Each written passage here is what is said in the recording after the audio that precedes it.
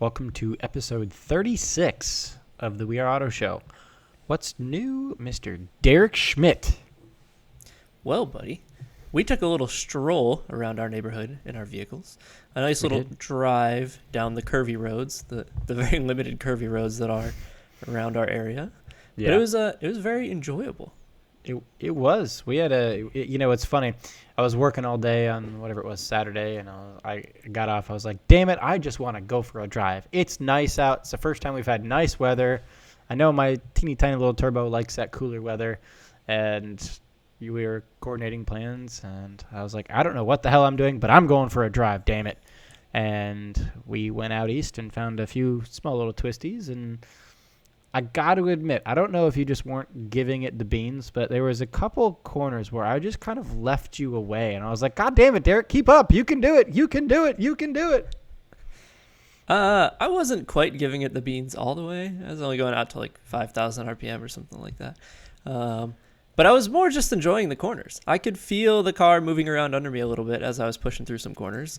And I think there was one corner that got a little slippy for a moment. But it was a very enjoyable drive. Yeah, it was a very enjoyable drive. So that's like it's funny. I'm in the car all day, every day as an instructor.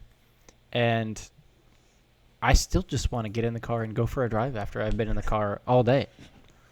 It's like I've been in the car all day. Right. But you're driving like a Corolla or a Civic or something like that. And then you get in, the GLI. It's a lot of fun to drive. Oh, it is. It absolutely is. It may not be fast, but it's a peppy little, squirt around town and go into some corners a little fast and, have some fun with it. But that that's the recap of our little drive. Actually, I will be potentially organizing a Saturday morning sunrise drive for the next Sarasota Cars and Coffee. If anyone listening would like to join, send me a DM on Instagram, or if you've got my number, text me. My Instagram is Mike J. Rowell. I'll get a little get-together for everyone. Get together. Yeah, get together in cars, going to Cars and Coffee. So let's get into some news, shall we, Derek? There is some news to chat about. Did you see that Ford has come out with a patent to hide your exhaust tip? This sounds very James Bond-esque. Like, you know how, like, James Bond, you could, like, take the headlights and they twist into miniguns and, like... That is a good way of putting it. Ford has released a patent for a retractable exhaust tip for some reason, some of their new cars. They're claiming that this is for a truck's exhaust tip to disappear when off-roading. I'm not much of a truck guy, and I'm not much of an off-roader, but is there actually a problem of your exhaust tip when you're off-roading? So, let's talk about this. Yes and no. Yes, but no, all at the same time. The amount of times that you're actually going to be getting into an issue where your departure angle coming down or down up or down a steep incline, I should say, that especially here in Florida, but maybe worldwide, the amount of times that your departure angle is going to be so steep that you're actually catching your exhaust tip on something is few and far between. Yeah. It seems like the solution here is instead of having an exhaust tip that retracts, just like put it out the side or go out the hood or route it differently. Yeah, that would make a hell of a lot of sense, wouldn't it? I mean, I guess it also, I guess if you have like an exhaust tip that's just really long for some reason, that's what she said. Ha ha ha ha ha ha. Sorry, couldn't resist. But yeah, I mean, it just seems like unless you have this, like, unless Ford or Dodge or DGM or whoever has designed some obnoxiously long exhaust tip, this just seems like a problem to a solution to a problem that only they are creating a problem because they have a solution to a problem that doesn't really exist, is kind of how my brain's thinking of it. Like, if you are a super serious off-roader where, like, you are actively, like, crawling boulders just to get to and from your house every day, sure, this could be a nifty thing. If you are 99.9% of the bro dozers that have these things out there that literally will just go over a parking block because they think it's cool. This serves absolutely zero purpose. Yeah, I agree with you. They did nickname it E-Term, the exhaust tip retractable module.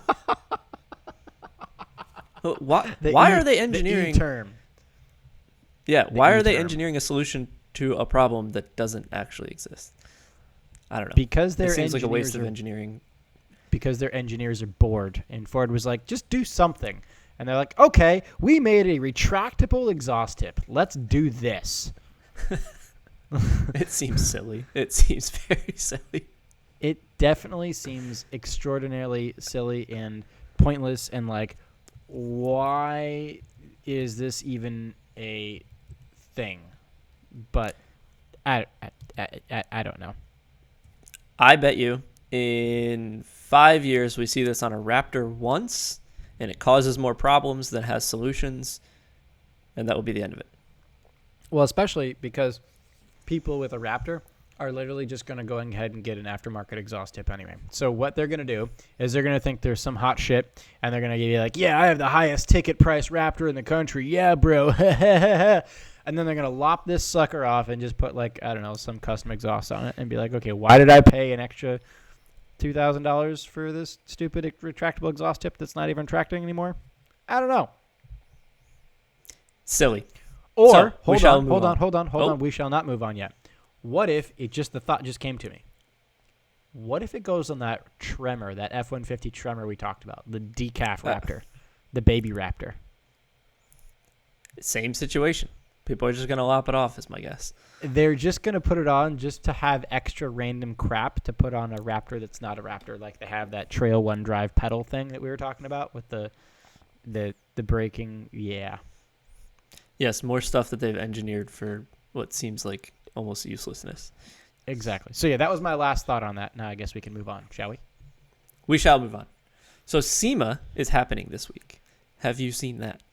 It is. I have seen that the Specialty Equipment Market Association is happening. Is that what SEMA stands for? It actually does. Yes. Would you like to go to the Specialty Equipment Market Association show? Man, that's a terrible name. I'm glad they call it SEMA because that actually flows. That is a horrible name. Why? Oh, God, it's an awful name. Yes, SEMA is a much more appropriate name. Yeah, SEMA, for those who don't know, happens out in Las Vegas. It's a big car show that happens it's not even cars. I guess it could be anything. It's kind of just a car or like an event where people bring out wild stuff. And when I say wild, I mean like really wild stuff. Specialty equipment means kind of all over the place. Custom stuff, mostly, right? Like you're not just going to have like a random base model Ford Explorer. Like this is the crazy, like back in the day. Did you ever watch the show Pimp My Ride? You ever heard of it? Yeah, remember Exhibit, the commentator? His tagline was like, "Yo, dog, I heard you like money, so we put an ATM in your car so you could have money while you're rolling with some money wheels, money." That was like, yo, dog. So that's like all the crazy modifications where people put ATMs in their car and they put, I don't know, sound systems in their wheels and crap like that. That happens at SEMA. It's nuts. Yeah. It is very cool. I have seen, I think that there was a truck out there that had enough speakers in it that if you put an old phone book, and you turned it up really loud, it would shred the entire phone book inside of it and turn it into just little bits of paper. Yes. I love the ridiculousness of that.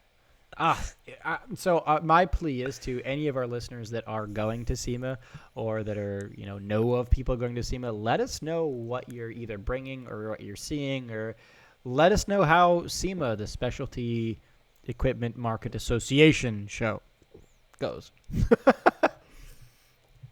That's a wild name. Yeah, I saw a picture of a dude that's bringing something to SEMA. He is towing his 1,200 horsepower McLaren 720S with his Dodge Ram TRX to SEMA. I'm like, you know what? Hell yeah. That's pretty awesome. I mean, you're towing your crazy tuned supercar with a TRX. You kind of are winning at that point. Yeah, you can't argue that. That's cool. Yeah, you're just winning. Is there any other news that There we should is be chatting some about today? other brief news that we should be chatting about today. So some other brief news to chat about, and I am going to give the Corvette owners a really, really hard time. So this news is for the jean shorts enthusiasts of the world. So GM is opening an official investigation into the leaking transmissions and gearboxes of the C8 Corvette. Ooh, dun dun dun. Mm-hmm. Okay. Sounds like some teething problems to me. Yeah, it sounds like people are starting to get some miles in their C8 and things are breaking because it's too high tech. It's a Corvette. Corvettes should not be high tech. I'm not surprised to see this. With all of the big shifts, they go from, front engine to mid engine. With all of these big shifts, you're going to have engineering hurdles that you can't particularly test every single time you're trying to do your crazy mileage testing on your Corvette. And these are teething pains that will come up. They'll find a solution, recall it, have everybody fix it, and then they'll actually implement the fix on the line, and it'll be solved from there. That's the hope, yeah. So one thing I did see that, or hear, or read, is that part of the culprit or problem is that the transmission pans and clog filters are a big problem.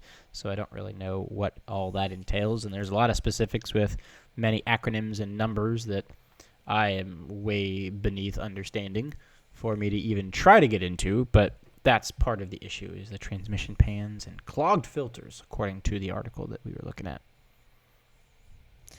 If they had taken those engineers that were working on the exhaust tips and told them to make it really good on the Corvette, even though they're different companies, it would have been a way better use of engineering time. That would have been a hell of a lot of a better use of engineering time than literally just sitting there and making retractable exhaust tips. E-terms. Wow. So your C8 owners, sorry about your luck. Careful with your transmissions, gearboxes, and all that. They might explode. Ha ha. Sorry. Well, you know what? That's what you get for not putting a manual in that car. Damn it. That's what you get, GM. If you would have put a manual in it, we wouldn't have had this problem. Yeah, you could be right. The world may never know.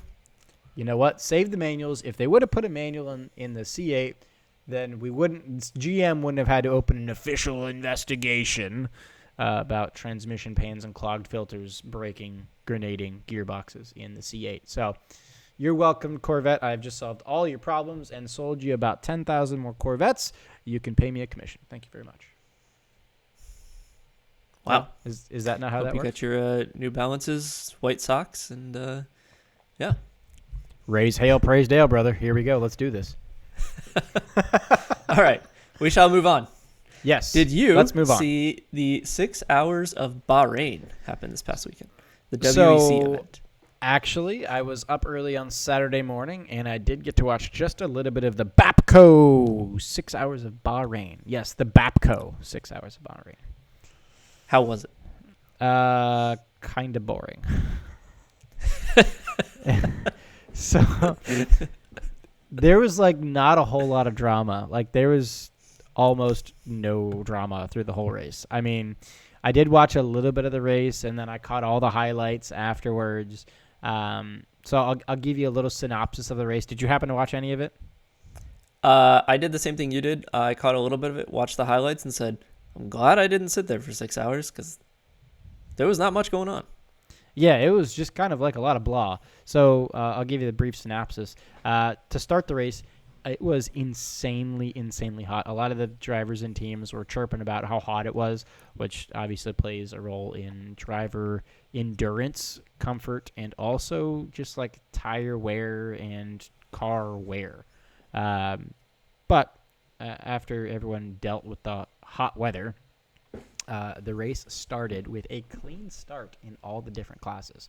So that's always the spicy part of every race to watch, is the start. If you can catch race start, catch race finish, then you feel accomplished if you got a busy day. Race start was just, there wasn't really any drama.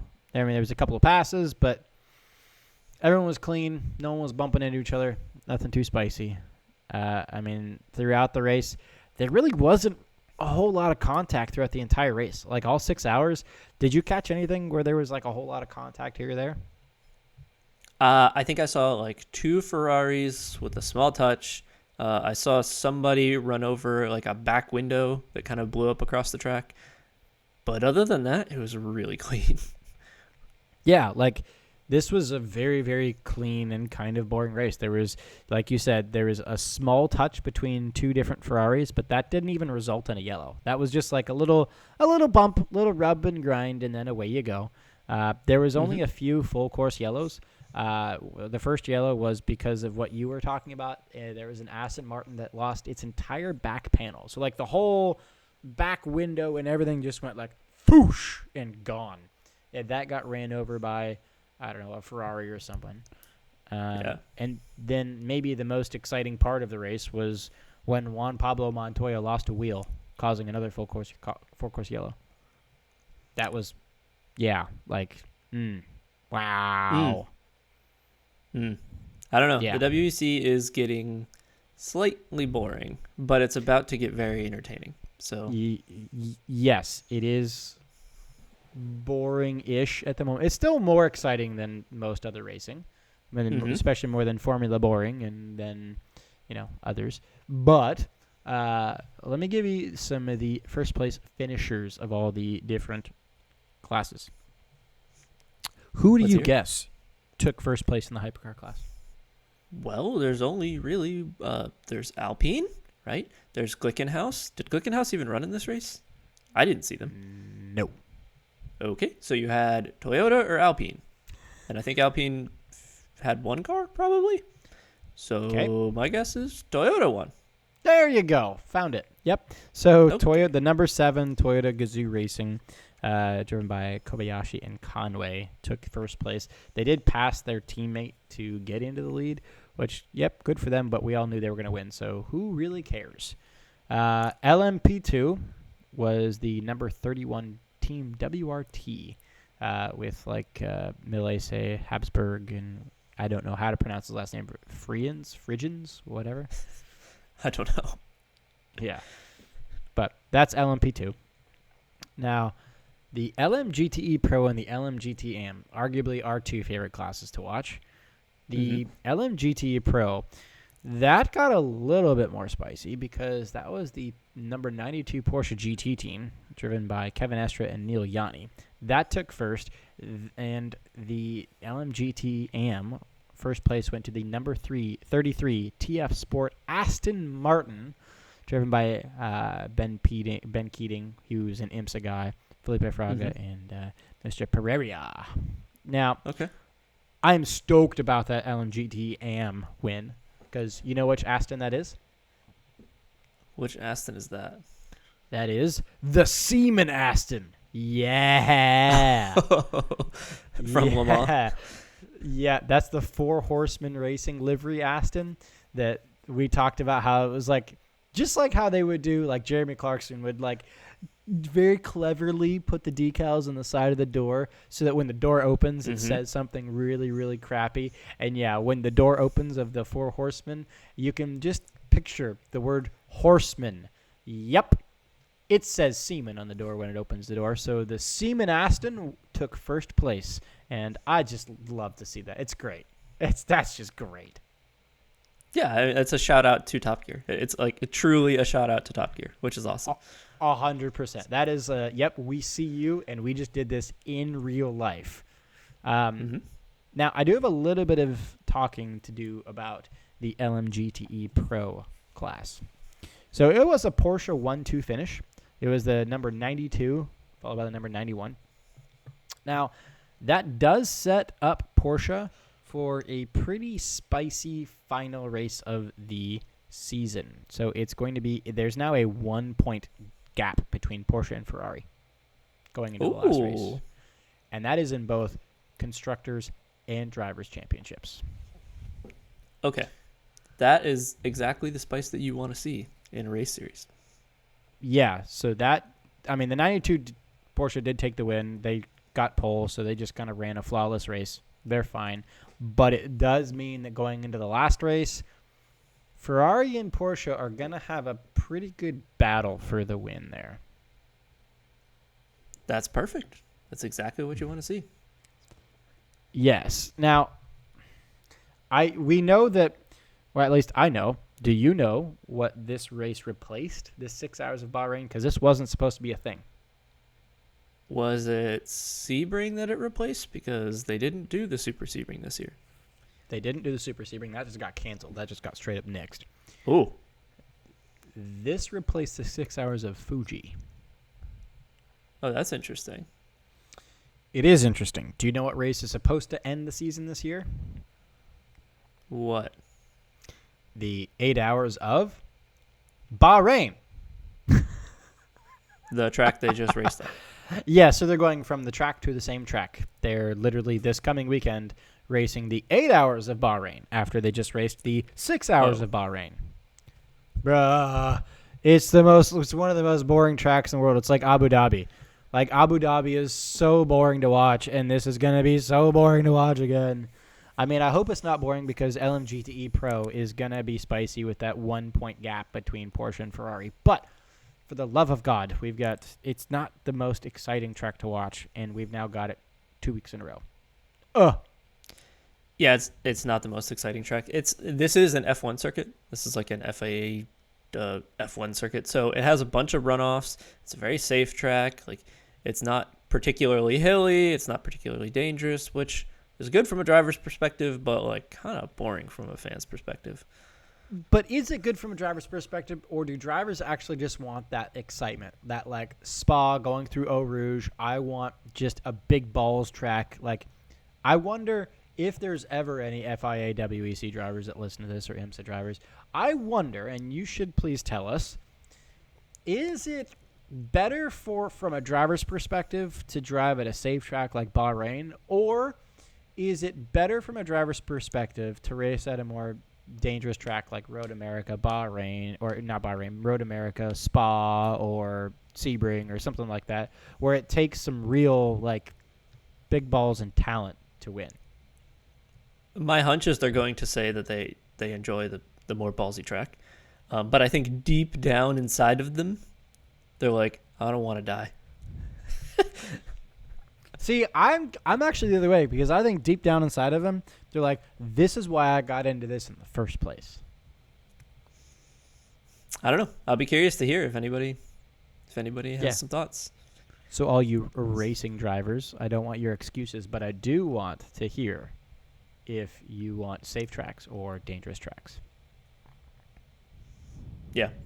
I do know that in this race, Toyota did clinch the Manufacturers' Championship. So Toyota is going to win their, is it third title? I don't know. Many titles that they've had basically for free now but in the WEC.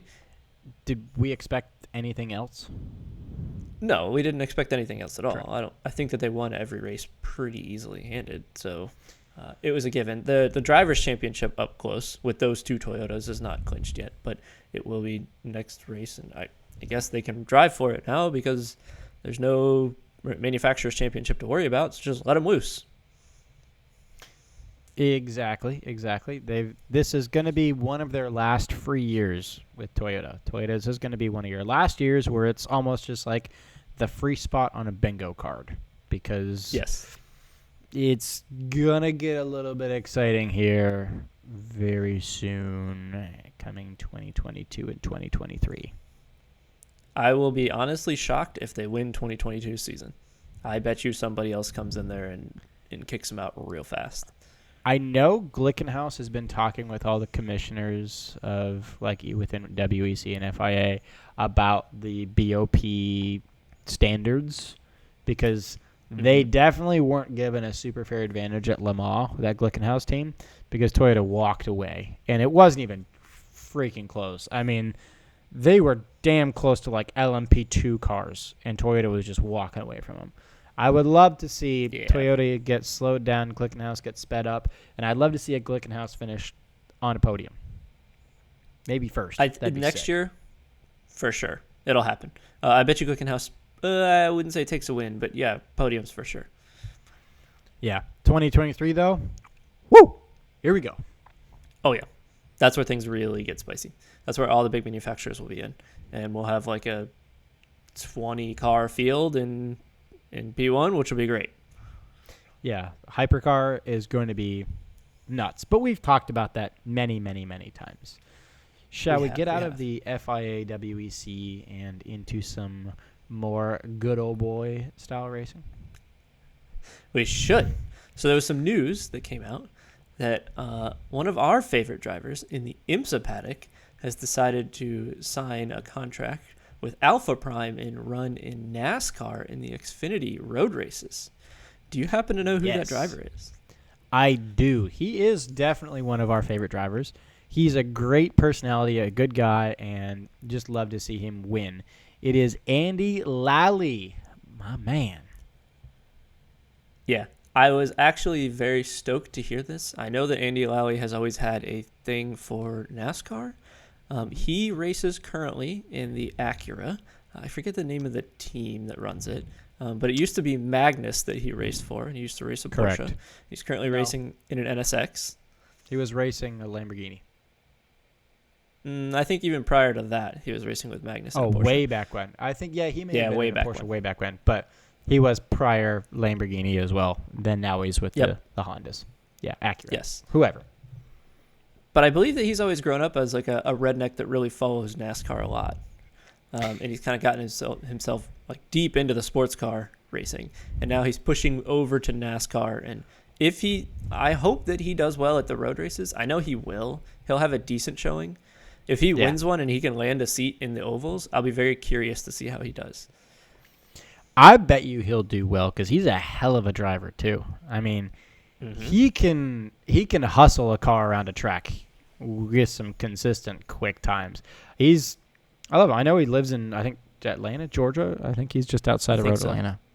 And he's a great personality to watch too. He skates like crazy. Like he's a skateboarder. And it's just hilarious to watch him on social. But yeah, I am super excited that we're going to see Andy Lally racing the NASCAR Xfinity Series at the road courses more specifically. Because I think, is he the only like dedicated road course racer that's racing in those races?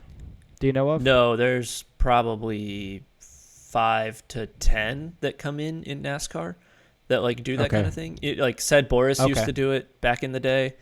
There are definitely a bunch of road course ringers that come in, but they usually come in for like a smaller team because those teams aren't pushing for a championship, and the big guys, the Kurt Busches, those big drivers are pushing for the championship, so they want all the points that they can get. If you have a smaller team, they'll bring in a road course racer to try to get a win. That makes more sense. Okay, yeah. Well, I will tell you that Andy Lally is racing all 6 road races for the series, the season, I should say, at COTA, Portland, Watkins Glen, Indianapolis, Road America, and the Charlotte Roval. So has IMSA been to COTA? I don't think that they have. I don't think IMSA has been. I know FIA WEC has been. I know the World Endurance Challenge. Yeah, and SRO goes. I think. Yeah. I don't know if Andy Lally's in the SRO right now. He probably has track time at COTA, is my guess. Portland is another SRO event where he could have had track time. Mm-hmm. Watkins Glen for sure, because IMSA runs there every year. Indianapolis for sure, IMSA's run there before. Road America for sure, IMSA runs there. Charlotte Roval might be an oddball as well. I think he's been to the Roval. I think Andy Lally has got track time on the Roval. I really, really think he does. I think for some reason, I swear I feel like I've seen him maybe in a test run with a NASCAR at the Roval. I mean, that'd be awesome. I hope so for him. He's probably one of those drivers that NASCAR could bring in to test stuff and give good feedback. He's driven a lot of different stuff too. I mean, he drives everything. So it would make sense. I swear, I thought I saw at some point he was doing some sort of testing at the Roval, but I could just be crazy. You might just be crazy. But stoked to hear that Andy Lally is running in NASCAR now. Do you have any other news that we should chat about today? I do. I have some Formula Boring news. Oh, let's talk about it. So, Formula One, as we have been so beautifully nicknaming it Formula Boring, as it has allowed for absolutely no passing with the current aero restrictions and the aero wash that every driver gets into whenever they get within like 2.5 seconds of any other car. I do have some news coming out of F1, and more specifically from Pierre Gasly of the AlphaTauri team. So, Okay. Pierre Gasly was at kind of a panel or a discussion with the team boss and some F1 people about some future like F1 changes and regulations and switches uppers and stuff in the F1 world. So they were talking about Formula One and the potential for either EV or synthetic fuels. And sports car enthusiasts and just car enthusiasts in general rejoice. F1 is going synthetic fuels, not EV. So that makes me very happy to hear. Yeah. And I'm okay that it's a synthetic fuel. Like, I'm okay with that. As long as it's not an EV. For the love of God, don't make it an EV. Yeah, no, I mean, we've seen what Formula E has done. It doesn't have a big following. It's not Well, it sucks it's not to fun to watch. It's watch. horrible. It's awful. Yeah. And if they had come out and said, we're going EV, whoa, you would have seen some backlash. Whoa. Yeah, ratings and drivers would have just left the building, exit stage left, because no one wants EV F1 cars. I'm glad to hear they're going this. Go ahead.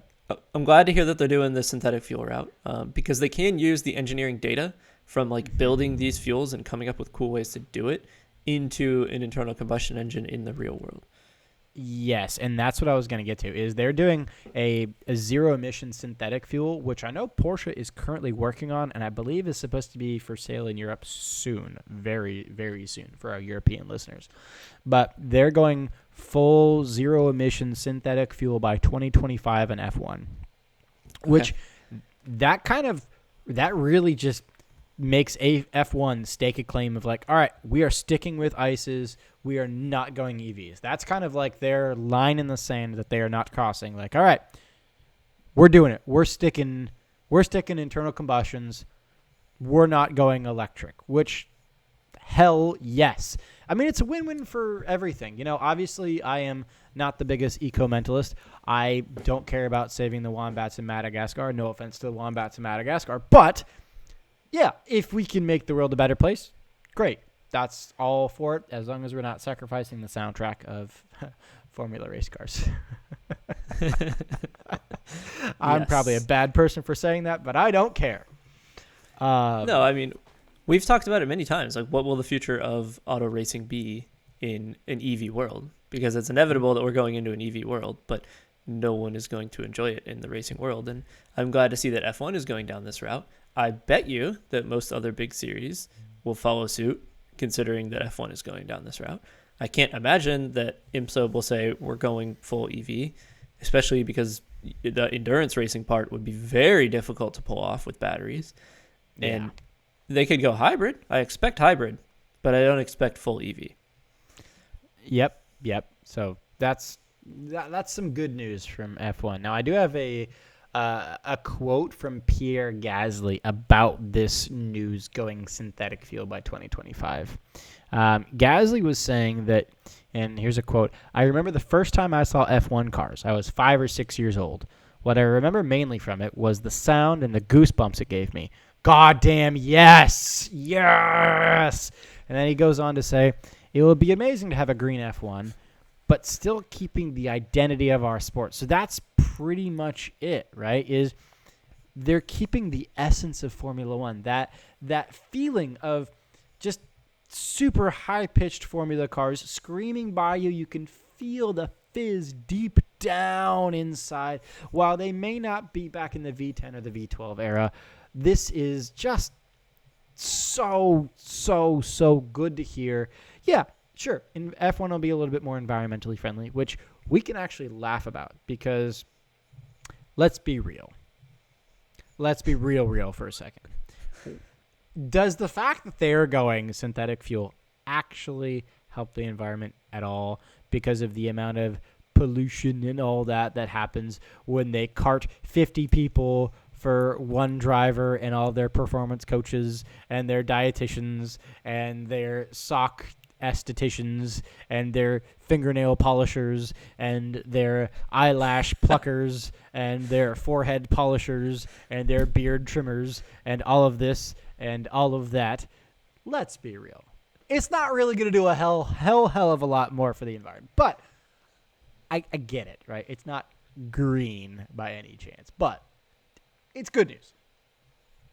There are easier, faster ways to make a bigger impact on the environmental stuff. F1's not going to make a huge impact. I'm just saying. Yeah. Switching to synthetic fuels, I'm just saying, like, that's kind of like you got like a house fire and you got someone over there with a little spritzer bottle like, look at me, look what I'm doing. Yay, I'm helping. Right. And you are in an entertainment sport. Like, your job is to entertain. So, yeah, I don't know. I'm glad to hear that they're not going EV. I hope that this continues to trend for the rest of the racing industry, and I have a feeling it will. I'd be very surprised, and like people would be throwing common sense out the window if they went full EV. Oh, it'd be so stupid.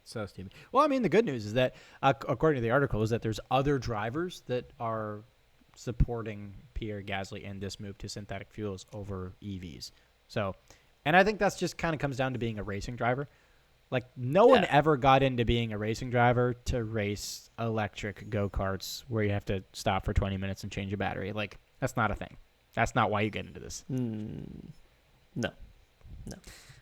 Now, one more quick thing about this little talk that Gasly was having, the AlphaTauri driver. He was talking also briefly about the new Aero that's coming in 2022. So, he apparently was doing some tests on the simulator with this new Aero and found the new cars to be about 2 seconds or so slower than current F1, which is fine. That's fine. I don't necessarily think they need to go faster. They just need to be able to pass. That's what matters, and still make a good noise. Can they pass? Yep. Can they make a good noise? Yep, that's all that matters. Now, the funny part about all this is that he says that he's hoping for even racing. Ha, ha, ha, ha, ha, ha. Right. It's still going to be the team with the deepest pockets is going to have the highest finish. But hopefully that opens the door for maybe a little bit better battling. I think you're right. I think it still will be the team with the deepest pockets, but I don't think it will be quite as big as the gap is this year, because the gap is very big right now. And that is exactly it right there. Is yes, we already know that Mercedes and Red Bull are probably going to win when the new 2022 comes out. But is it going to be a 1,000,000-point gap between the first Red Bull and then the next, whatever, Ferrari or McLaren or whatever? I want to see a McLaren get a real shot at a podium here. I want to see, a Williams get a real shot at a midfield finish, or like a real shot at maybe even a podium. Could be kind of cool. I mean, we've seen McLaren get a podium, but I want consistency across the season, and that's what we're not getting. And that's it. Of course, we've seen McLaren get a podium at Monza, right, in Italy. But that was because literally the two leaders of the entire series went into each other. I want the ability for that kind of a thing to happen a hell of a lot more than just once a season. I do find it funny, though, when like your drivers are even telling you, man, this ain't fair. Like, this is bad. Yeah, you've gone wrong when your own driver is like, bruh, this ain't working. This is not the move. Yeah. We need to switch things up a bit. Yeah. But I digress on the F1 nonsense. Let's transition a little bit here. Do you have anything else for us today, Derek? I do. So I have something really interesting that I think you're going to like a lot. I would love to hear. Don't actually really know, but do you know like how all of the car manufacturers, some will own others and others will own others? I know that there's like a big group called Stellantis that owns a whole bunch of car manufacturers like Dodge and Chevy, or not Chevy, but a couple others. And like I always try to think to myself, who owns what? And I have found the family tree of auto manufacturers. Ooh. Okay. The who's connected to who, where do they go, why do they go, that kind of stuff? Yeah. So I'm going to go down this article that I found, and it's done by Which Car, and we're just going to talk about it. Let's do it. It starts up top with Toyota.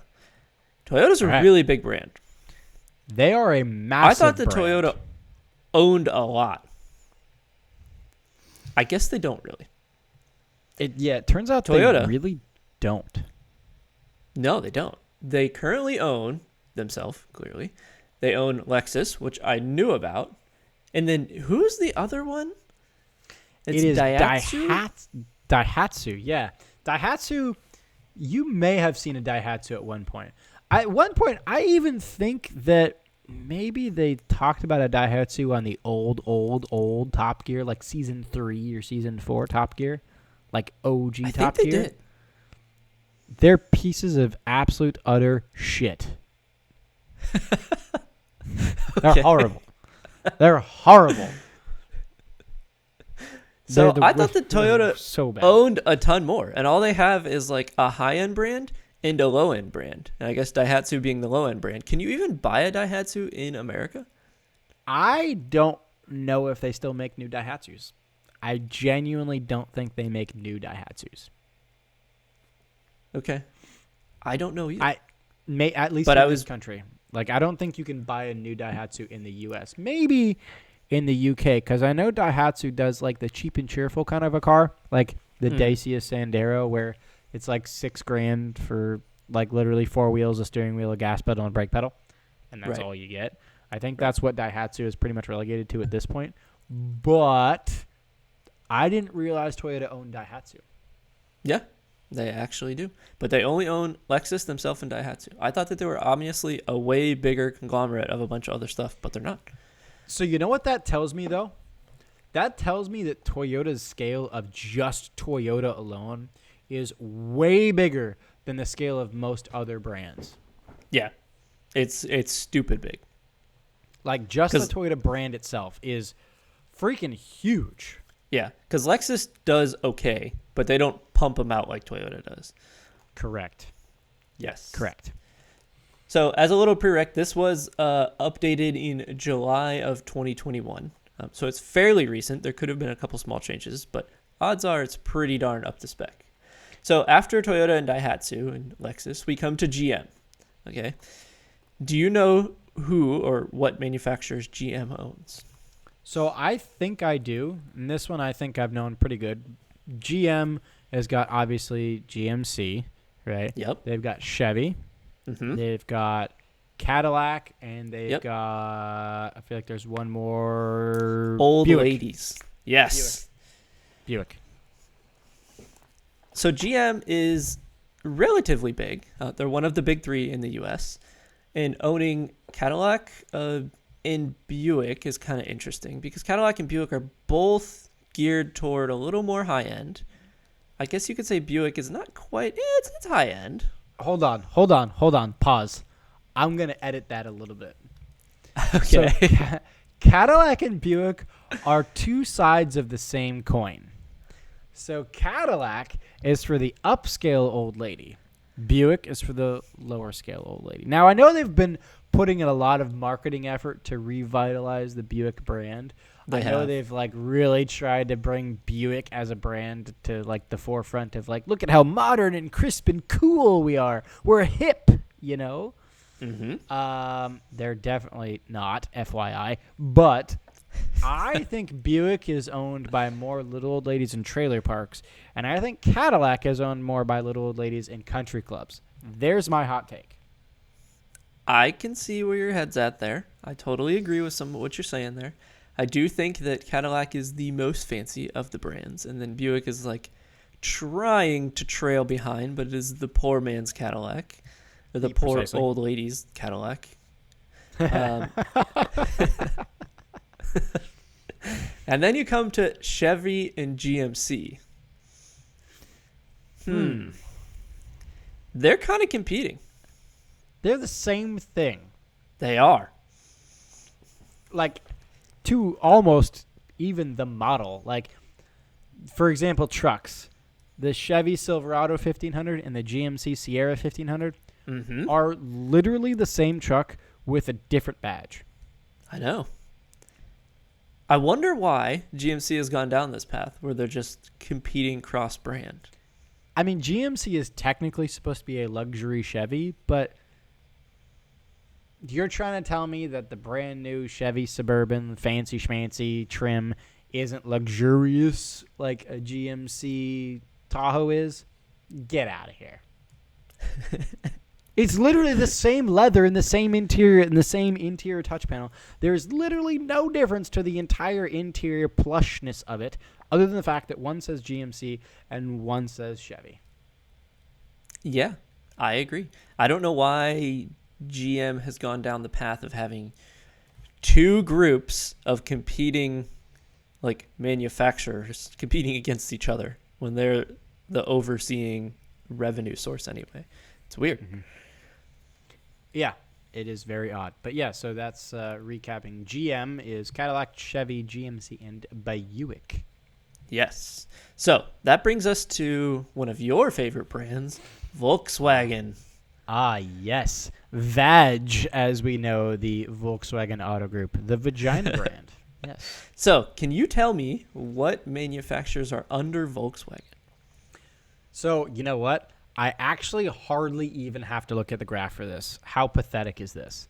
So, I know that Volkswagen owns Skoda, Seat, Cupra, Volkswagen, Audi, Porsche, Lamborghini, Bugatti, Bentley. That's the other one. And recently, Bugatti Rimac. Yes. You have nailed all of them except for one.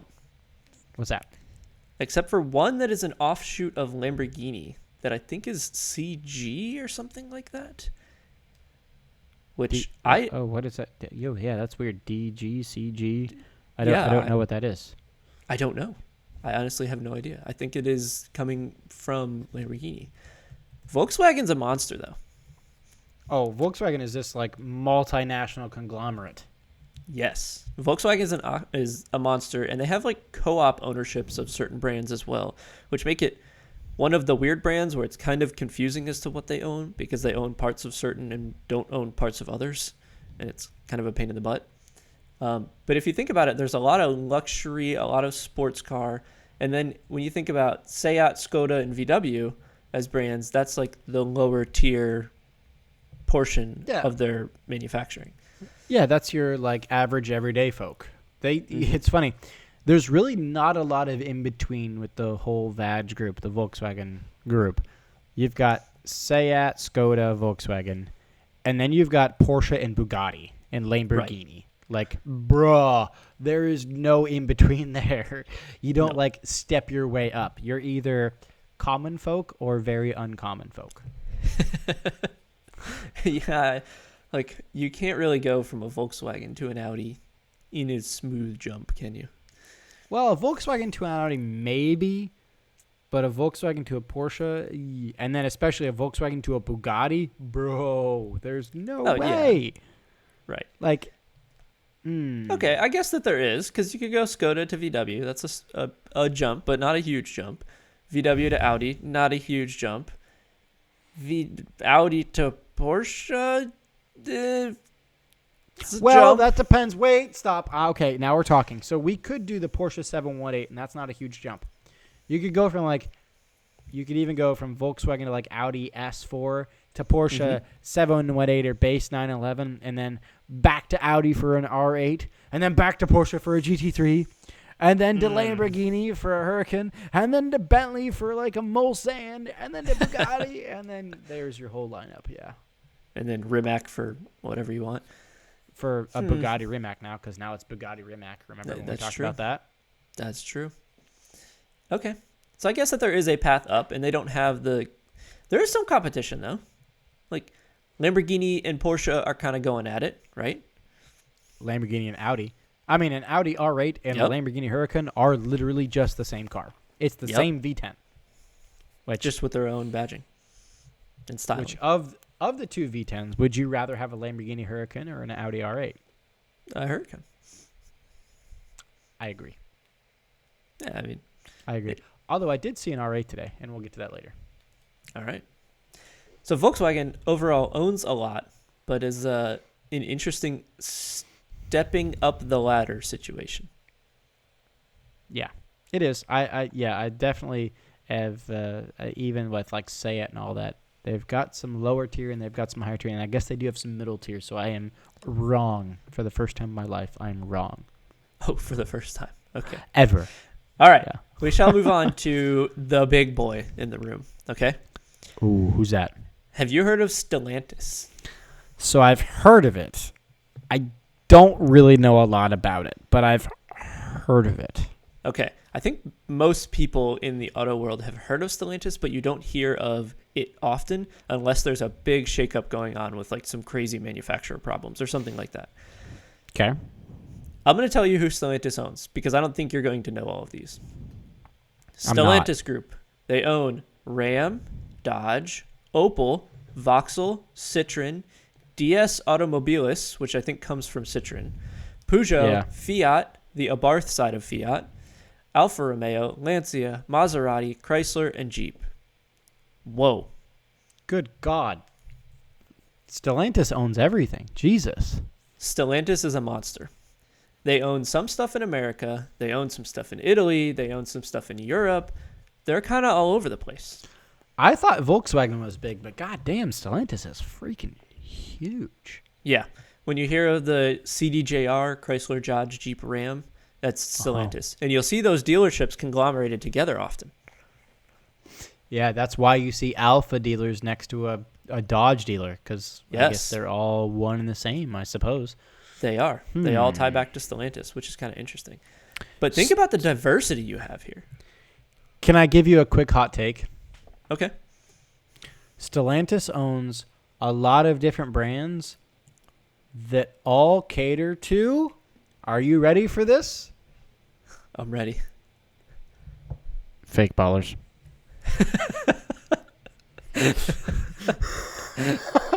Chrysler, Maserati, Lancia, Alfa Romeo, if you get a base, Julia. Fiat, right? Come on, a Dodge V6 Charger. Come on. There's a lot. This reeks of fake baller. Stellantis reeks of fake baller here. You're not wrong. There's like a car in every one of those manufacturers that I could point to and say fake baller. Sorry. I can't not. I mean, come on. Yeah. There's also some really classic cars, though. Like Lancia. I know Lancia is making a really terrible car right now. It's not at all what its heritage was. But if you think about the heritage that Lancia has, it's awesome. True. Lancia does have some heritage. Granted, like you said, they make literally nothing but absolute crap right now. Mm-hmm. Hopefully, Stellantis maybe sells off Lancia to some sort of enthusiast brand. Maybe someone that could do something more exciting with it and make a new 32 or something like that. I don't know. But a Lancia would be cool in a more spicy version, not just the boring version that we know of. Right. And then think about the hot hatches we got. Alfa Romeo, Fiat with the Abarth. You have Citroen who makes a hot hatch. You have Peugeot who makes a hot hatch. Does Opel make a hot hatch? I don't think that they do right now. I don't think Opel makes a hot hatch. Okay. There's a lot of hot hatches here, though. The Vauxhall Astra hot hatch over across the pond. Mm-hmm. It's funny. Of the hot hatches, the only hot hatch that we get here is the Fiat 500 Abarth. Right. But across the pond, that sucks. You take your pick. Touche. Between like a bunch of those manufacturers. So let me pose you a question. You ready? Of all of the brands that Stellantis owns, because they own a lot, what is your favorite of those brands? Spicy take, Lancia. Only because of the heritage, I'm sure. Oh, only because of the heritage. See, I like Alpha of those. Alpha is my pick. Because of the Stellantis brands, I respect Ram with the TRX. I respect Jeep with just a Wrangler, right? I respect a lot of the other ones, like, for example, Vauxhall. I respect the Fiat 500 Abarth, but Alpha, I like an Alpha. Even the Giulia, even with its fiddly headlights, it's fiddly. It's not perfect. The Giulia is not a perfect car, but I don't mind it. I just I like an Alpha. I do. If you showed up to any car show with a Group B Lancia, you're the winner.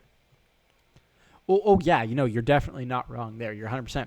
But I'm going to challenge you. Find a Group B Lancia for sale anywhere in the world right now. Show up to a car show.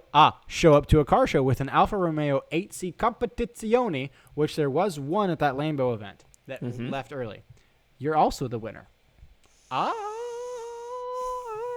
we're talking. Okay. Ooh. Show up to a car show in America with any Peugeot, any hot hatch. That's a Peugeot. Well, okay, the Peugeots we were talking about, or the Citroens, right? The Citroen was the CX-25, the crappy old thing with the airbags that looked like a weird spaceship. Yes. People are Instant winner. Like crazy. Yeah, they're gonna look at you like you're crazy, but it's like, damn, that thing's cool. I love that. Yeah. Fair enough. So I guess Stellantis is, it's big. It's big. It's big, but it's one of those brands that hides in the shadows of all its other manufacturers, and you don't really hear it about it often. And I don't know. Fake ballers. There's a lot of fake ballers. Yeah. There's a lot of fake ballers in there. I'm just saying. Stellantis is the auto group for fake ballers. But let's move on. What's next?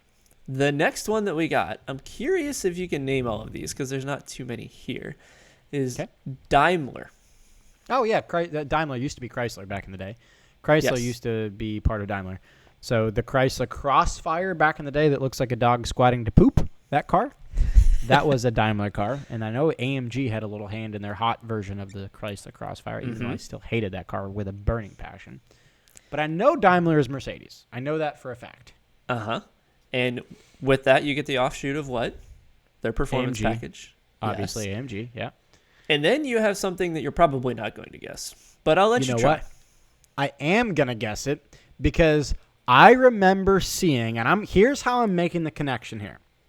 So there is a deeper inner skunkworks version of Mercedes, even beyond AMG. Oh, boy. Brabus. Have you ever heard of Brabus before? Aha, yes. I have. Right, it's kind of like it's technically not Mercedes, but it's like an aftermarket Mercedes kind of deep skunkworks version, right? Brabus. Mm-hmm. And I know that Brabus also tunes up smart cars. Actually got it. That's how I'm making the connection, because I know Smart was technically a part of all that whole kind of conglomerate there. So Daimler, I know for sure, has got both Mercedes and the Smart car brand. Yes, they do. And I made that connection through Brabus, so take it. Ha! Can you make the next connection from Smart to something else, though? Absolutely not. No. That's all I know is Mercedes. Oh, well, Maybach, yeah, that's a Mercedes brand. That I know that. Yeah, I just consider that as Mercedes, I guess. Okay. That's reasonable to do. I guess it goes to Mercedes as a joint venture, but like through Smart, which is kind of weird. Yeah. So Maybach, I just kind of consider that as Mercedes, but I digress because Maybach is just big. Yes, Daimler is basically the big corporation above Mercedes. It's not much more than that. You have AMG, you have Smart, which is honestly I didn't even know that Smart was part of Mercedes until this. And then you have Daimler, Maybach, which, do they even make cars right now? Oh, Maybach makes a bunch, yeah. What are they making? I don't know off the top of my head. The S-Class and the SUV. And the SUV, you know what? Hold on. I'm going to go a little far on the SUV here. I don't remember what the SUV is called. GLC, the GLB, the GL, the ML. It's the big, like, school-run SUV that Mercedes makes. Maybach makes a version of it. And it has this funky air suspension where there's a setting that you can press a button and it bounces. It like jumps around. and it's hilarious. You'll just watch these videos online of these Maybach SUVs just bouncing endlessly for no reason. They're just bouncing, and they're still just bouncing. They're bouncing forever, and they just keep bouncing. The air suspension just keeps going up and down. It's hilarious to watch. So yeah, I know they make that too. Is Maybach a fake baller brand? Ooh. You know what? If it's an old Maybach, yes. If it's a new Maybach, no. Are they just too pricey? They're very expensive for what they are. Yeah. Yeah. I mean, I guess the competition is Maybach or Rolls-Royce. Which would you prefer? I personally like a Rolls-Royce better. But a Maybach is much more understated because you don't have a flashy Rolls-Royce badge. That is true. You get And the you have luxury German like engineering. a Rolls-Royce. I mean, talk about Rolls-Royce. That's technically German engineering as well, but I digress. I guess, Maybach is more understated. Like, it's just a Mercedes, Oh. But Rolls-Royce is kind of another. It's got a little bit more poshness to it, in my opinion. Yeah. I agree. So you think old one, fake baller, new one, not fake baller, but kind of fake baller? A little bit, but I'm not going to commit full fake baller. Okay, that's reasonable. So to recap, we have Daimler, Mercedes, AMG, Smart, and Maybach. Okay. Interesting layout for them. So now we move on to BMW Group. Ooh. What a name. The Bavarian Motor Works. Here we go. Mm-hmm.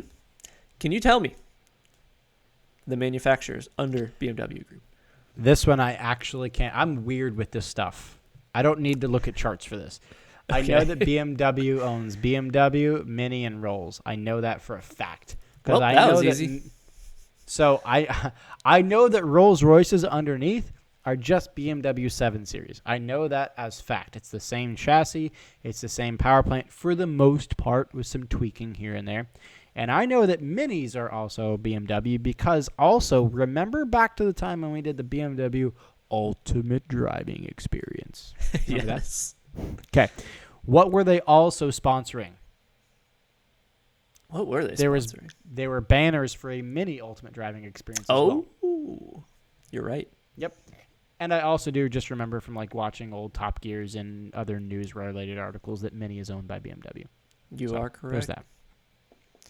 Yeah. So these three kind of do have the echelon up, right? You could start at Mini, being the cheapest, and you could work your way up to BMW. There's quite a big gap up to Rolls-Royce, but there's a system that there. also depends on which BMW you're coming from. Right. If you're coming from a base BMW 328i, yeah, there's a big gap. But if you're going from the big heffalump of an X5M or what is it, the M750i to a Rolls-Royce, that's not as big of a delta as you might think. Because those the big luxury limousine of BMW with the giant massive grille like all the other BMWs, that I think is almost a $200,000 car straight up. Whoa. Yeah, if you get a full trim, whatever they are, M750i, the big, fat, massive BMW sedan, I think that is a damn near $200,000 BMW sedan. And you're not far off from a Rolls at that point. Yes. I'm a fan of this group overall, though. I don't have many bad things to say about this group. Fair, other than the fact that people put M badges on non-M cars. Yes, BMW is even putting M badges on non-M cars. So I already don't like them. There are BMW drivers. BMW does some weird things once in a while. We get that. But there's no fake ballers in here. You sure? You going to say Rolls-Royce is fake ballers? I'm going to say BMW's fake ballers. You're going to say BMW? Really? Yeah. You're going to put BMW on that level? Current BMWs? Yes, because who the hell looks at a new BMW M3 and thinks, yes, I like that? So you're saying... Who looks at a new BMW M3 or M4 and honestly likes the look of it? You look at a new M3 and you say, Ghibli. I actually don't say too far off of Ghibli. Yeah. Oh my. Because the only people that buy it are people that don't care that it looks ugly as sin, and they just want badge. I agree it's ugly, but like the badge means a lot more. To some people. So I was at a gas station earlier this week, and I saw the most BMW driver ever get out of a base BMW 328i. He was this super just like fake gangster guy. I was literally at a gas pump, and he threw his hands up at me because he didn't use a signal to pull into the pump. BMW driver not using a signal. What do you know, right? And then he flips around and he gets into another pump. And this is a, mind you, base model E9X generation 328i coupe, right? He's got a full white linen matching shirt and pants on with Timberland boots on. Hell yes, brother. Bro, does that not just reek of fake baller? Like, come on. But But nothing. Yeah, all right. But it's not Ghibli. Like, there are some good, like the clean BMW M2 competition that we saw at the car show. Okay, there are exceptions. Like a Maserati Gran Turismo or Quattroporte. But it's still a Maserati. Which is fine. Some BMWs are fine, but there are some fake ballers that just want it for the badge. I guarantee you, the guy that I saw, his next car, if he makes it further in his life of scamming people, will be a Ghibli. That is his next step. But yeah, yes. I agree it is the baby step to the Ghibli, to the fake baller kingdom. The fake baller kingdom, yes. But I think that there are significantly more fake ballers in the land of Maserati than there are in the land of BMW. There are significantly more worse drivers in the land of BMW than there are in the land of Maserati. True. I guess to graduate to the fake baller level of going from BMW to Maserati, you've got to be a more decent driver. Yes, probably. We need to move on. This is getting out of hand. We've solved it. Let's move on. Wait, but before we go, I did want to talk about Mini. Oh, talk about Mini. Let's do it. Are you a fan of Minis? I am up until they're out of warranty. Oh, yes. I was hoping you'd say something about the reliability.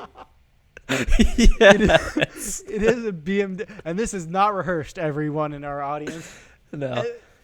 BMW makes Mini, which means the second you own a Mini out of warranty, your dash is going to look like a goddamn Christmas tree. Mm-hmm. People talk crap about Volkswagen's reliability. Bro, look at a BMW's reliability. Yeah. I had a buddy who had a Mini Cooper for, it wasn't one of the, what's the brand that's like a really fast brand? John Cooper Works BMWs? It wasn't one of those. Yep. It was just a normal Mini. I think he had it for like all of a year. And by the time he had that thing going back to the dealership, it was one cylinder down, absolutely in limp mode. That is so Mini. That yes. is so Mini. And he was like, by BMW. Right. And he said, I am never buying another one of these again unless it's brand new and I'm selling it at 40,000 miles. And that's all I'm getting out of that. That's the hot take. If for real consumer advice here, if you are looking to buy a Mini, buy it, but buy it new or CPO, certified pre-owned. Don't you dare buy it used out of warranty or you are screwing yourself. Yes. Yeah. BMW that group. was great. BMW, Mini, and Rolls-Royce. Interesting crowd. That was great. Let's move on to the next one. What's next? Okay. So next we have a really interesting one. We have the conglomerate that is Renault, Nissan, Mitsubishi. That's their name. Their name is Renault, Nissan, Mitsubishi Alliance. RNM, I suppose. Wow. So can you tell me some of the manufacturers. I just listed off 3 of them for you. So I was going to say, I know 3 of them. Renault, Yes. Nissan, and Mitsubishi. Yeah, there you go. And I know Nissan owns Infiniti. Yes, they do. And I think, isn't Renault related to Alpine, maybe? It is related to Alpine. There's also 2 other brands under Renault. And I don't know. Who are they? I don't actually see who they are. I'm trying to find. I don't know. Oh, but there are. I've got a fun fact about Renault. What is that? Did you know that 20% of Renault is owned by the French government? I actually did know that. I don't like that. Get your meddling hands out of a car company, you government buffoons. I'm torn on that. I don't like that at all. They need to get their hands out of no. Governments need not apply to car brands. Okay, but over here in the U.S., you have the government just bailing out the big 3 when things go south. And I hated that. Well, no, they didn't bail out the big 3. They bailed out 2 of the big 3. Ford did not take the bailout back in the day, which is part of why I'm a big Ford fan. So, take that. Which is why I like Ford. That's part of why I like Ford more than GM or Fiat, Chrysler, Dodge buffoons, right? Stellantis. Stellantis, yes. Stellantis. Mm-hmm. I don't like government meddling with business. Government needs to bugger off, but now my capitalist is showing, so I apologize. Yes, it is. So coming back around to the Renault, Nissan, Mitsubishi alliance, I can't remember the names of the bottom 2 there. I don't know if you happen to know the bottom 2. I don't know who they are. I have zero clue. But can I just ask, why is Mitsubishi still a thing? I don't know. I was also going to ask that. I don't believe you can buy. Can you buy a new one in America right now? Yeah, they make. I think it's the Outlander and. Oh, you're right. The Outlander. I think that's. Who was the brand that recently you couldn't buy anymore in America? There was something. I don't know. Saturn? Was it Saturn? No, well, Saturn really was old. A GM brand. Saturn, that was really Saturn's old. Saturn's way old. Saturn was GM. Is it Suzuki? I think it's Suzuki. Suzuki, no. I don't know, actually. I don't believe you can buy Suzuki anymore in the U.S. Okay. I'm not sure, but you could be right. I digress. Let's talk about these guys. So, Nissan and Infiniti, clear path up, right? Mm-hmm. Pretty straightforward. Mitsubishi, kind of the oddball over there. And then Renault Group is just straight up French. Oh, very French. Yes. That's all there is. Oui, monsieur. Renault, Alpine, and 2 unknown French brands. Yeah, couldn't figure who they are. Maybe those are the government logos. I don't know. I don't know. Probably not. But, yeah, that's just Renault. Renault is Renault and Alpine and some random brands that we have no clue of. Okay, so let me pose you a question then. Okay. Nissan or Infiniti? Which do you buy? Nissan. Really? Yeah. Why? Because you're not going to buy an Infiniti GTR because they have Nissan GTRs. Mm-hmm. And you're not going to buy anything else? And you're not going to buy an Infiniti Frontier or an Infiniti Titan pickup truck. You're going to buy a Nissan Frontier, a Nissan Titan pickup truck. Oh, boom. Okay. Case closed. Another question. Is a G35 a fake baller car?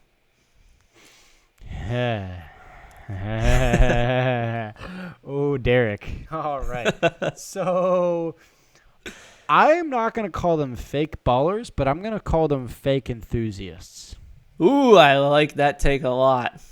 An Infiniti G35 is a fake enthusiast. They're not fake ballers, but they're fake enthusiasts because they're always the people at any car show or car meet or Cars and Coffee that's like, hey, bro, you want to race? And they have this like crazy fart can on the back of their G35, which they think sounds great. But in reality, it just sounds like hot garbage. Yeah. I They're can't only really in it argue that 'cause one. They saw the Fast and Furious movie. I'm with you. I would go Nissan, I think. All right. Even if I had to get a generic dad car, I think I'd go Nissan over Infiniti. Like, why pay the extra me price too. for the brand? You could also get the Nissan 400Z that's coming out. And that's a great little car that we had talked about, remember? That is true. The new Z is good. Nissan's got a lot more in its bag of goodies. The Frontier Pro 4X or the Titan Pro 4X trim, they give the Tacoma and the Tundra a run for their money. You can also get not the Frontier, but the Titan with a Cummins turbo diesel in it, which is impressive. Oh, I didn't know that. That's very impressive, actually. Yeah. So the question becomes then, is Nissan shafting Infiniti? It's higher end. No, because people want luxury and people want badge, right? And the Nissan badge isn't good for people that are not car enthusiasts. If you're not a car enthusiast, you're shopping for badge and leather. And if you don't care the fact that you can't get a GTR or a Nissan Titan, then you just want badge and leather, which is why you would go for the Infiniti. And there's a lot of those people out there, unfortunately. So you're putting them into like 3 categories here, right? You have your economical shopper who's going to go Nissan and buy one of the normal models of Nissan. You have your car enthusiast who is going Nissan and buying a GTR or a Z. And then you have the rest, which are going for leather and badging, which will buy the Infiniti. So you think there's 3 separate categories of people there? I do. Yep. I do. Yeah, I agree. I think you're right on that. That's my take. Yeah. I think we're on the same page there. Renault, we don't get any Renaults. And why do people buy Mitsubishis? They need to just kill that. Let's move on. All right. We shall move on. We shall move on to somebody that I had actually never heard of, but it is Tata Motors. Oh, the Indian company. Yes. I believe so. The Indian company, Tata Motors. Here we go. Do you know who they own? Because I do. I don't off the top of my head. So I know that Tata had some big deal with some British companies like Jag and Land Rover. How did that happen?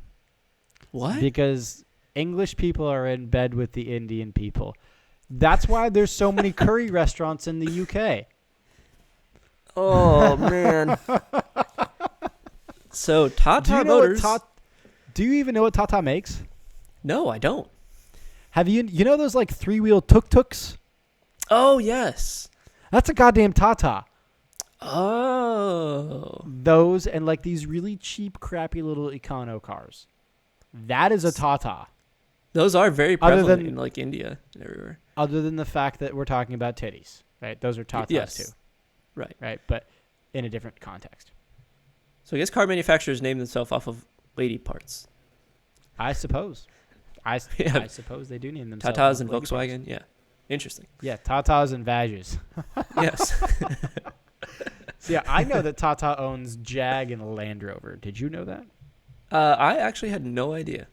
And I found that very curious, considering I know that those were both generally British manufacturers. But I didn't know that there was an Indian backing there. Which is also partly why their quality is so bad. Yeah. Because you're not going to get super luxury quality that's going to last you from a company that makes like the little 3-wheel nothings. No, not at all. You'll get really nice leather and quality that'll last you about a year and a half. Go look at the price of a used Range Rover. Yeah, it's like $2. And there's a reason for it. Yeah, probably. So I guess that brings up the question then. Jags. We've talked about Jags on the show before, right? A Jag. Yes. I don't think Jags categorize themselves as fake ballers. No, they're white-collar criminals. Ah. Yes. They're white-collar criminals. They're not the people that are like murderers and rapists, but they're the people that are like, I'll do your taxes for you, and then they pocket your like half of your tax refund. Yes. Oh, you got like a $2,000 refund, and they pocket like $8,000. Mm-hmm. Oh, I don't know what happened to that other grand. I never heard of it. I never saw it. They're like the Jag I-Pace, right? The Jag I-Pace is their electric vehicle. They're the kind of people that are like, there's something wrong with the electricity at my house. Can I just borrow your outlet just for 8 hours or so? I promise. It's no big deal, right? I don't know what's happening. That's Jags. But in a really nice, likable way. Like, they're not really mean about it. They're just like, yeah, they'll just get you over. Okay, so now I pose you the question. Jag or Land Rover? Jag. Really? Yeah. I like a Range Rover, but I do like Jag. I like Jag because of how innocently horrible and just great and stupid they are. Like, I love the lunacy of the Jag F-Type where they will intentionally, they're not even trying to hide it, that they are pumping the sound of the V8 through the speakers. I like how ridiculous that is. Like, they intentionally just make it loud. Not fast, but just loud. Mm-hmm. I'm good with that. Okay. I can see where you're coming from on that. I can see. Are you going Land Rover there? Yep. Or are you going to go Tata, just straight up? No. No, I think I'd go Land Rover. I would want the new ones are slick-looking SUVs. They are slick until they get out of warranty. Yeah, that's my worry. It's going to be another Mini. And then... sell. And then 40,001 miles, and it's just Christmas lights. Christmas tree. But until then, you'll have some presents. It's a slick-looking ride. It'll probably be smooth. You can take it off-road whenever you want. True. And you would just be in your Jag, stealing dollar bills here and there. I probably would. Yeah, and that's fine. And that's fine. I'd be living a very blissful, ignorant life. All right. All right, let's move on from Tata. Who's next? We move on to Hyundai. Ooh, as they would say across the pond, Hyundai. Okay, yes. So can you tell me who Hyundai owns? Because it's actually, I think, a fairly easy one. So I thought Hyundai was pretty standalone. Do they have others? No. What is the new brand they just brought out? Is Genesis a Hyundai or a Kia brand? It's a Hyundai. Oh, okay. So Genesis is a Hyundai brand. Okay. Mm-hmm. So then you got Hyundai and Genesis, and that should be it, right? And you actually have Kia under them as well. Oh, wait a minute. I thought Kia was its own separate entity. I didn't realize Kia was attached to Hyundai. No, Kia's attached to Hyundai. Hyundai Motor Group owns. That must be why they both look decent then, not just one or the other. Nope. Okay, I did not realize that Kia was part of Hyundai. Yes. So Hyundai Motor Group, Kia, Hyundai, and Genesis. Now, is there a stepladder there? Not really, because Kia and Hyundai are in the same bar, but Genesis is over. So you could go Hyundai or Kia, then to Genesis. Yes.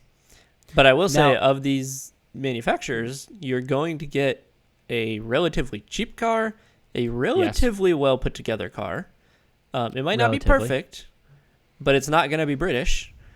And I don't really know enough about Genesis. I have not driven a Genesis to tell you if they're actual luxury or not. So I haven't driven a Genesis, but I've seen some articles, and I saw a Genesis, I think it's the G70 SUV today. I saw a matte black wrapped version of it. Oh. You know what? That was freaking slick looking. Yeah? I actually really digged that. The more I see these Genesis G70 SUVs, I think it's a G70. I don't know for sure because it's a Korean car, and I really don't care about Korean cars, frankly. But the more I see them, the more I'm like, is that a Rolls or a Bentley?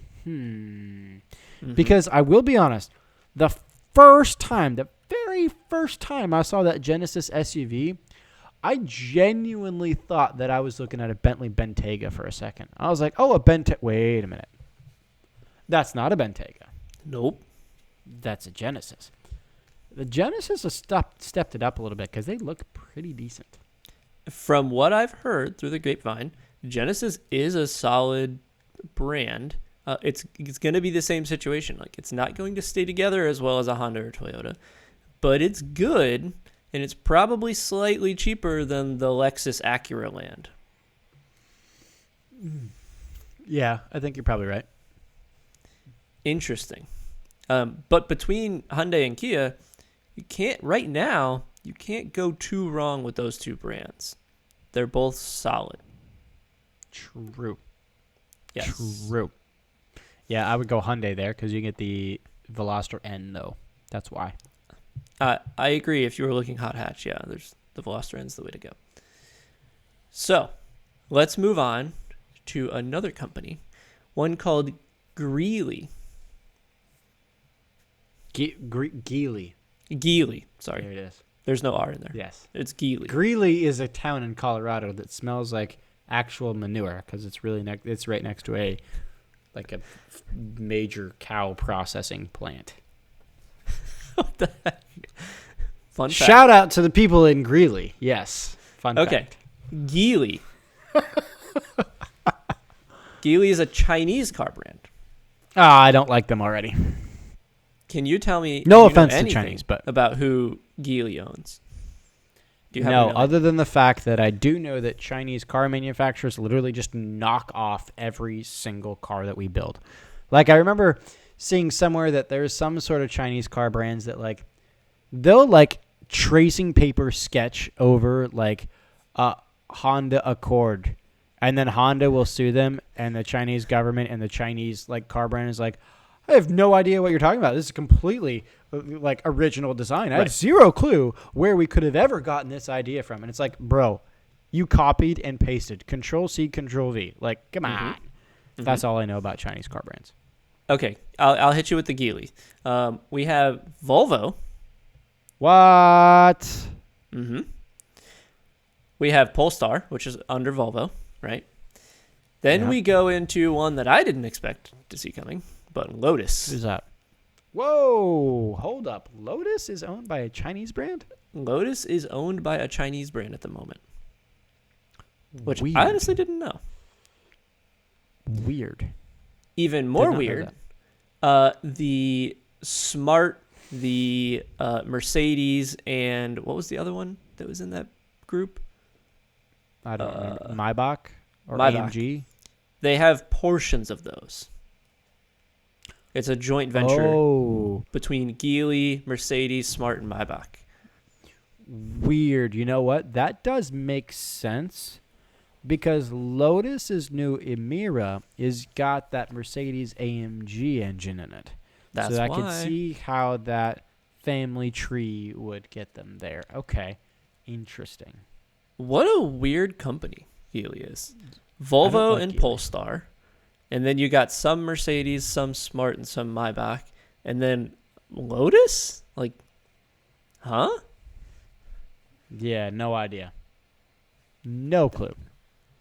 An odd one. No clue. That's one of those that you would just not know about. Never would I have ever guessed any of that. No. No. But interesting nonetheless. We shall move on to the second to last, okay? All right, what you got? Mahindra. Ooh, tractors. Yes, here we go. Mahindra makes tractors. So I don't even know how to pronounce all of these. All right, let's go. What you got? Mahindra has a Pininfarina. I don't know how you say it. You ready? It's Pininfarina. Pininfarina is the design house that designs Ferraris. They designed the Testarossa, the 458. Pininfarina designs all of the Ferraris. That's Ferrari's design house. So I didn't know that Pininfarina was owned by Mahindra. I also did not know that it was owned by Mahindra. And then you have Automobilia Pininfarina, which is kind of the same situation there. And then SsangYong, I think is how you say it. Yeah, Which- SsangYong. Okay, SsangYong, Mm-hmm. another interesting manufacturer is that a Chinese brand, I'd assume? I think SsangYong is maybe Korean, but I'm not sure. Yeah, it's Korean, I believe. I believe it's a Korean car that I think they had some sort of ties to Daewoo at some point way back in the day, but that's all I really know of. Daewoo, man, that's something I haven't heard in a long time. Right? It says here that it's Mahindra is owned by two Indian brothers, so it's definitely an Indian company. And I did not know that there was a tie back to the Testarossa and the F40 and all that stuff. That's interesting. Yeah, Pininfarina is Ferrari's design house. That's like who designs the beautiful, like swoopy, gorgeous lines of a Ferrari. You can't buy a Mahindra here. I don't think so. A Mahindra tractor? I think you can. At like Tractor Supply or something, but Do they I actually don't think make you can buy a Mahindra car. cars? I don't know. Yeah. They might. Mahindra might make cars somewhere. I don't know. Maybe I think you can in Greece India. or something. I don't know. Maybe Yeah. India. I don't know. Somewhere. Anyway, we don't know enough about these brands to really say much about them. It's Yeah. interesting nonetheless. Now, we come back to the final bit here. And the Okay. final bit is actually a whole bunch of standalone brands. Ooh, there all right. are, in total, 6 of them that I have not spoken about yet. Let's see how many of the 6 you can name off the top of your head. Okay. So I know we haven't talked about the big one, Ford, right? We have not That's a talked big about one. Ford. That's one. That's one of the biggies. Honda? Uh-huh. That's another one.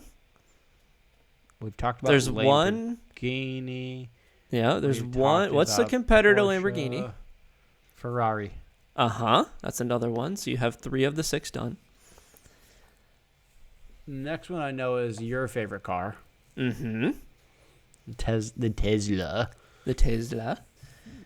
And then a very loud rotary would be Oh, a Mazda. Okay. a Mazda is also a solo brand. And then the brand that I don't think you can get in the U.S. anymore is Suzuki. They make motorcycles. Yes, but I don't think you can buy a Suzuki car anymore in the U.S. I think you're probably right. You used to be able to, Mm-hmm. but no longer can you buy a Suzuki. So that's kind of an interesting 6 pretty big brands that are standalone. But then on the other side, you have big conglomerates like Stellantis who are kind of sort of struggling. They just kind of own everything. They own everything, It's but I don't weird. know if they're doing super well. It's interesting. Yeah, I guess it's quality over quantity with these brands. Yeah. Like Ford, doing decent as of recently. Had their troubles, but they're Well, still pumping they out also- F-150s. That's what I was going to say. They're still just stamping out those F-150s, just one after another, after another, after another, after another, after another, right? Mm-hmm. You look at Honda, solid build quality all the time. You can't go wrong with the Civic. It's like everybody's first car. Suzuki's kind of pretty much under, except for bikes. Ferrari, I need say no more. It's Ferrari. Mazda, decent as of recently. I mean, even back in the day, Mazdas were still good. The RX-8s, still fun to drive. They make good SUVs right now. And then Tesla's kind of like the sole, the lonesome guy going into the EV space, but doing well at it so far. So Yeah. an interesting You're group. right. Very interesting group. Very interesting group. Weird. So yeah, let's move on, shall we? We shall move on. Did you happen to see anything while you were out and about? I did. So I briefly popped into the Sarasota Caffeine and Gasoline. Saw some cool stuff there. Saw Matt Gray Lamborghini Hurricane. Saw my favorite 911 GT2 RS Club Sport race car that came out, made an appearance, which was kind of too cool because it was right next to the GT2 RS street car. They were parked right next to each other, so you could see the difference between the track version and the street version. That was kind of cool. There was a 599 that came out. Couple of AMG GTRs, all sorts of good stuff there. But my spots of the week, the first one that I'm going to say is one that I sent you that it's not a crazy performance car, but I was just stoked to see it. It was a Lexus IS 300 wagon from back in the day, and it was freaking pristine. It was a little old lady driving it, too. That's so fitting, too, for that car. I actually love those cars. I really love those cars. Especially in a wagon. I saw it, I was like, oh my God, an IS 300 wagon? And it looked like it just rolled off the showroom floor. Like she had literally abided by every page of her maintenance record handbook, maintenance schedule in her handbook. And it looked like it was driving like a top. Because it's not a new car. It's an old car at this point. Mm-hmm. And it's so good. The paint looked great. Everything. It just looked an IS 300 wagon. Yes. Loved it. The regular IS 300 has character to it. It has a lot of character to it, actually. I have driven one of those, and it was a blast to drive. I got to hoon it around a little bit. I cannot imagine how fun the wagon would be. And the wagon just has like that little bit more awesome character to it. It does. It does. It really, really does. So, yeah, that's one of my spots is an IS 300 wagon. Stoked to see that. That's a great spot. Yeah. Then, now I'm going to give my spot of the week to a car, not that I saw at Caffeine and Gasoline, because I did see some really cool stuff that is spot of the week worthy, but I've already seen that stuff. But I did see a really cool spec of a Ford. I saw a Ford Mustang Shelby GT500, so the newest Shelby Mustang. Okay. Now, I did see this the day before Halloween, and it was orange and black. So, like, that's perfect fitting spec for the day of the year that I saw it. I really liked that car in orange. I didn't think that I would like that car in orange, but the orange really fits the Shelby really, really nicely. Was it a poppy orange, or was it like a more toned back orange? It was like a pretty poppy orange. It was like, okay, if you think of the Golf liveries, the Golf orange. Okay. Yeah. That orange would do well on that car. Almost like a poppy orange. Like, I honestly really, really liked the spec of that orange and black on that GT500. It looked really, really good. Was it black great base spot with orange stripes, or was it the other way around? All the way around, orange with black. Okay. So you black wheels on orange, black stripes on the orange paint. It was a really, really good spec. I just really liked that. That was like, I saw it and I was like, ooh, that's kind of cool, actually. And it's the day before Halloween, so you can't not see that and be like, oh, that's fitting. If I were them, I would try to get Halloween pictures with my car somehow incorporated in with that paint scheme. 100%. 100%. So, yeah, that's my spot of the week.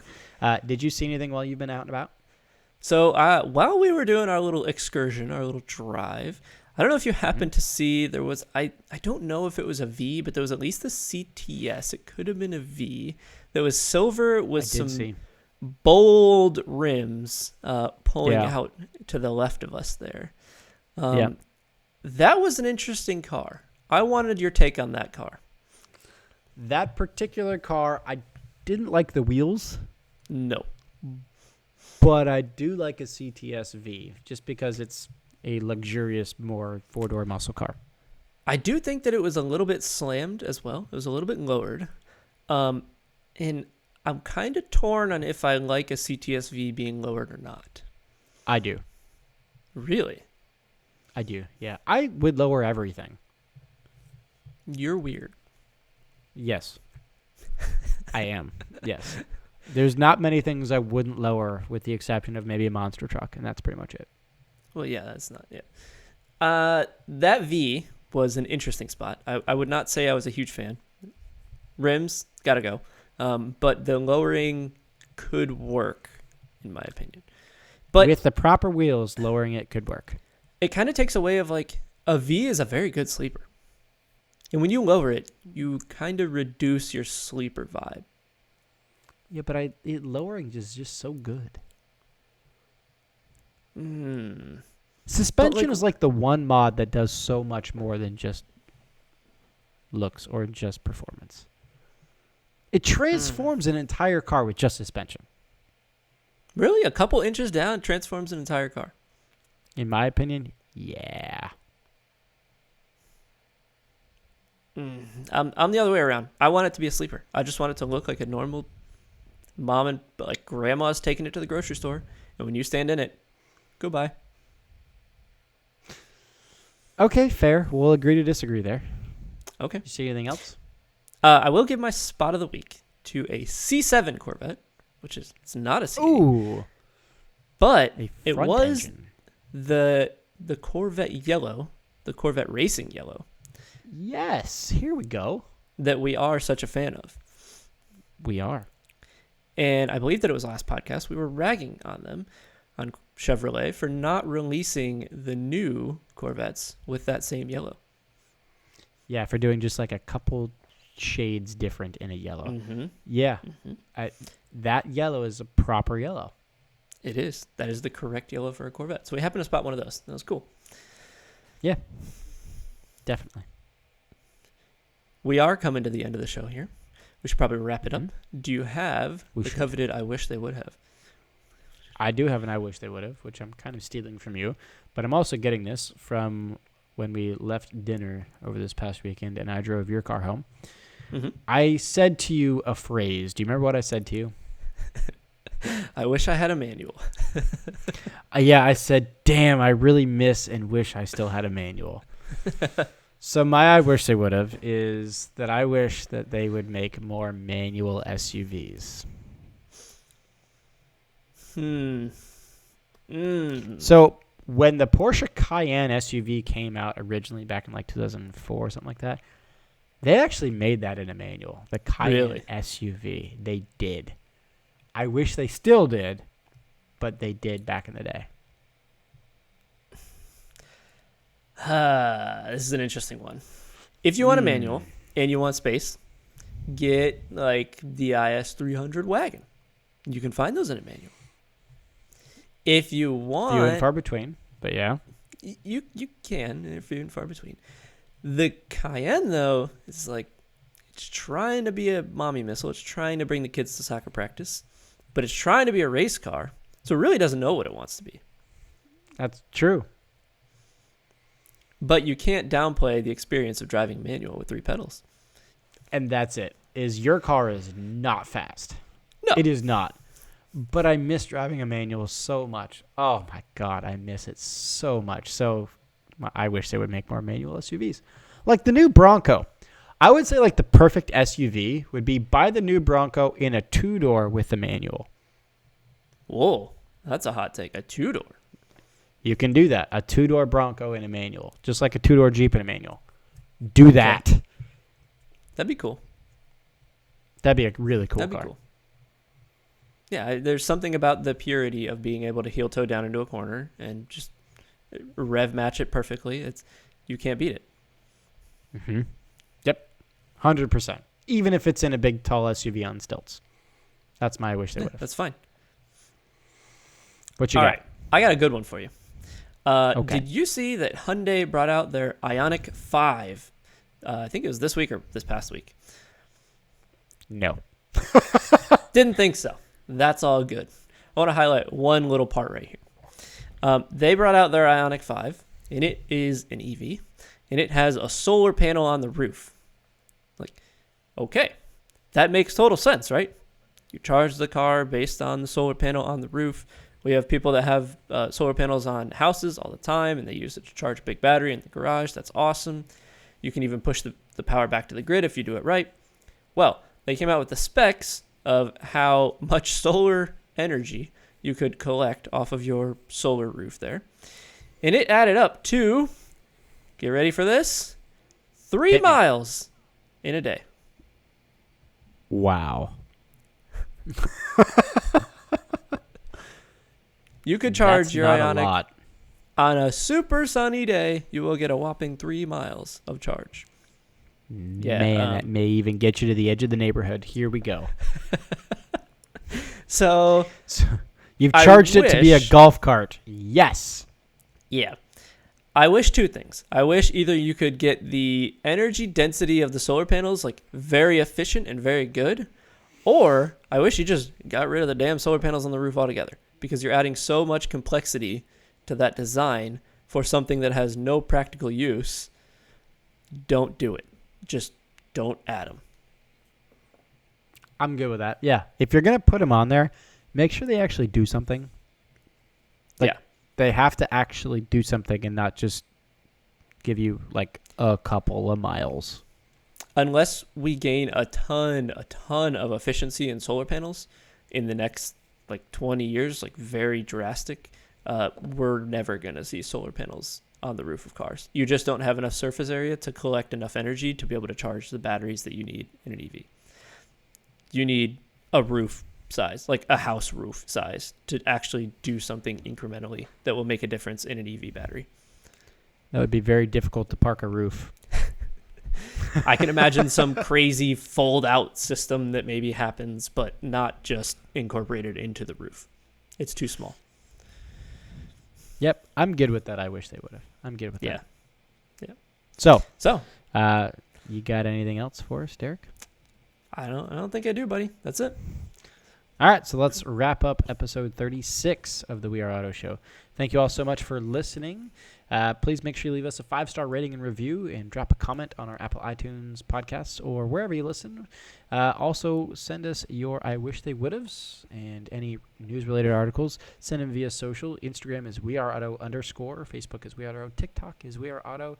And YouTube, please subscribe, is also at We Are Auto, where you can also watch the podcast. So thanks again for listening, and we'll catch you guys on the next one. Peace.